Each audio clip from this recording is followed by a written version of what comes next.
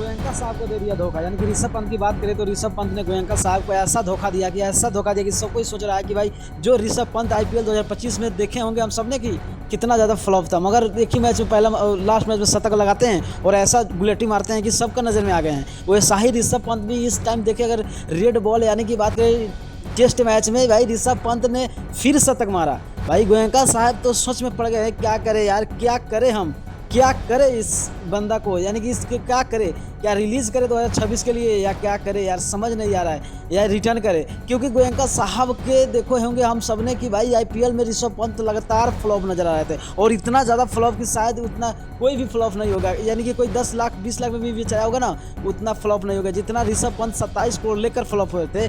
भाई उतना तो भाई गोयनका साहब सोच में पड़ गए हैं यार, क्या करता है ये बंदा या किस तरह की क्रिकेट खेलता है। यानी कि ऋषभ पंत ने बता दिया हमारे पास वो भी हुनर है, और वो भी है कि हम बता सकते हैं। और ऋषभ पंत ने फिर ऐसा जब शतक मारा तो फिर गुलाटी मारकर भाई डायरेक्ट सीधा गोयनका साहब के क्रेज पे मारा है। क्योंकि गोयनका साहब सोच में पड़ गए हैं कि हम क्या करें, इसको रिटेन करें या रिलीज़ करें, समझ नहीं आ रहा है 2026 के लिए। तो आप लोगों को क्या लगता है कि ऋषभ पंत की वो भी दमखम है जो पहले वाला दमखम था? क्योंकि जहां मीटर बड़ा होता है वहीं पे ऋषभ पंत खड़ा होता है, और ऋषभ पंत ने बता दिया, सबको दिखला दिया कि हम अभी जो कर सकते हैं शायद कोई नहीं कर सकता है। और ऋषभ पंत का ये 7 शतक हो चुका है, जो कि बहुत बड़ा बात है ऋषभ पंत के लिए और इंडिया क्रिकेट के लिए। तो आप लोग क्या सोचते हैं कि ऋषभ पंत की फिर अगला 2026 के लिए क्या गोयनका साहब रिटर्न करेंगे या नहीं? अपना राय जरूर कमेंट में कमेंट कीजिएगा। अगर नए हो तो चैनल को सब्सक्राइब करके वीडियो जरूर शेयर कीजिएगा।